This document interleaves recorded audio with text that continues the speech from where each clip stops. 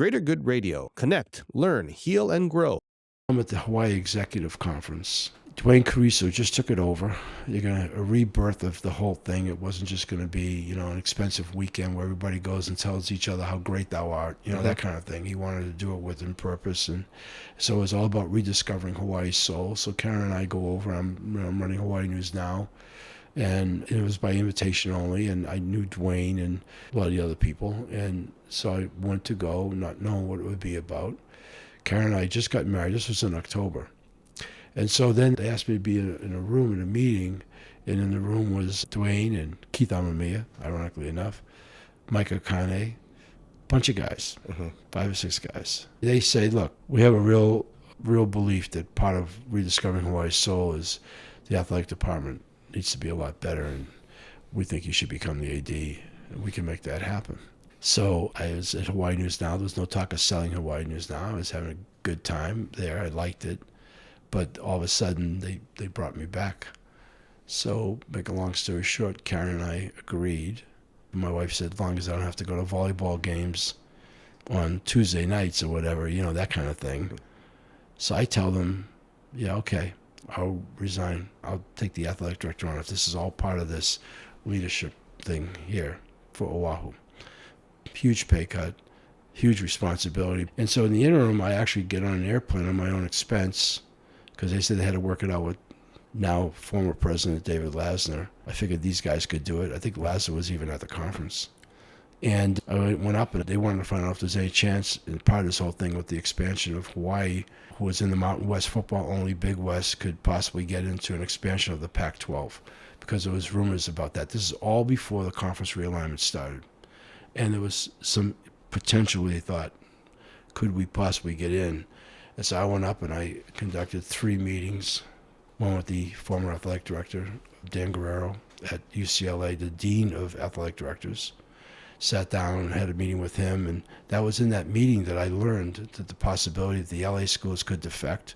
He took me through the whole thing, and a number of years earlier, which I kind of remembered, they tried to expand the Pac-12 to the Pac-16. They tried to get Texas and a couple other schools in there, I forget, but they failed at it. Then I met with Larry Scott, who basically said, hell no, we're not expanding. He said, I have a lot of pressure. He's a Pac-12 commissioner. A lot of pressure right now to get a television deal. They want a new 25, 30-year deal. He told me they were going to maybe even go with Amazon. At that time, he didn't say Prime, it was Amazon. He said, because when we started out, what our last deal was like 20 years earlier, it was pretty good. And everybody's since long passed us by, so the expectations.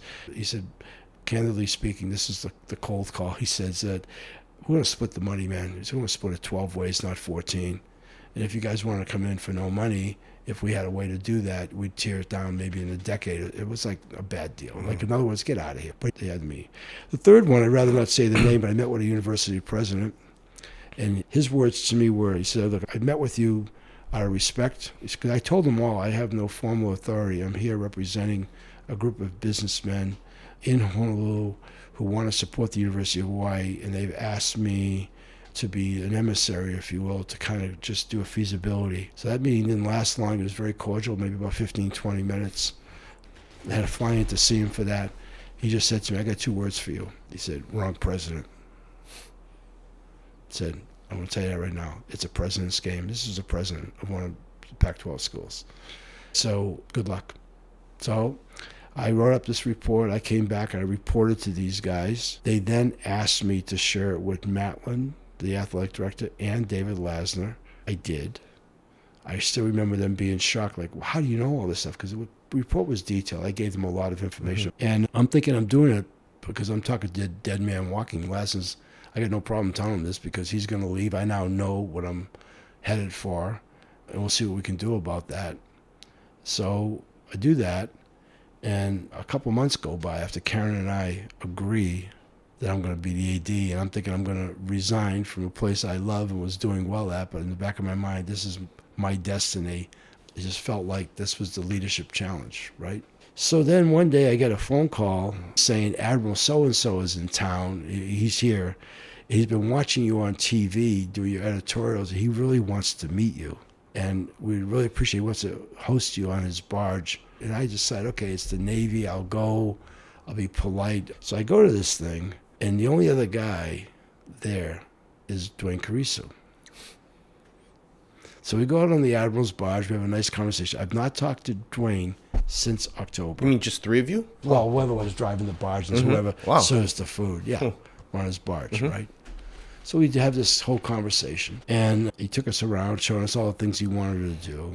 Now, I've not talked to Dwayne since I tell him on the Big Island that I'm going to take the job. I said, Dwayne, I've been wanting to call you every day. I've been waiting for you to call me. So I just need to know, man, what's going on? You know, I sat there in a very significant moment, made a significant decision, made a promise to you guys. I've not heard from you guys. And he just put his head down. He said, I've been dreading this. I don't know what to say to you. Long story short, he said that Lasner wouldn't go along with it. He wasn't going to fire Matlin. Basically didn't want any part of me.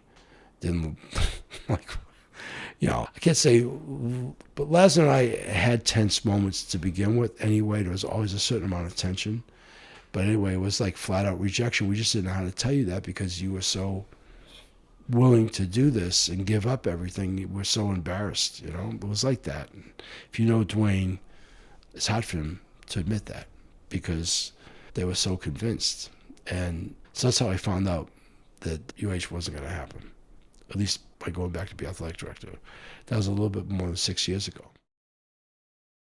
If you resonate with Greater Good Radio, please join our community at www.greatergoodradio.com, where you can get access to exclusive content and offerings. Hope to see you soon.